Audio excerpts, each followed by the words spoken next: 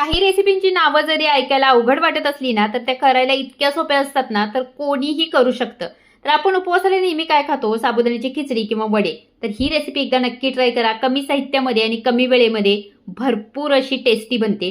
तर इथे पॅनमध्ये तूप घालून आवडीचे ड्रायफ्रूटचे तुकडे परतून घ्यायचे. कढईमध्ये थोडंसं पाणी घालून त्याच्यामध्ये दूध ओतून घ्यायचं आणि भिजवून घेतलेला 1 वाटी साबुदाणा याच्यामध्ये ओतून सतत ढवळत शिजवून घ्यायचा.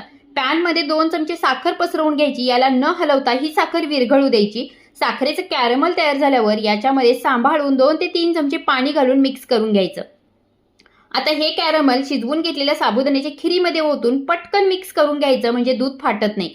आता वेलची पावडर आणि ड्रायफ्रूटचे तुकडे घालून मिक्स करायचं. बघितलं ना, 5 मिनिटांमध्ये ही खीर तयार होते आणि करायला इतकी सोपी आणि खायला तर इतकी टेस्टी आहे ना. एकदा बनवला तर तुम्ही पुन्हा पुन्हा बनवून खाल.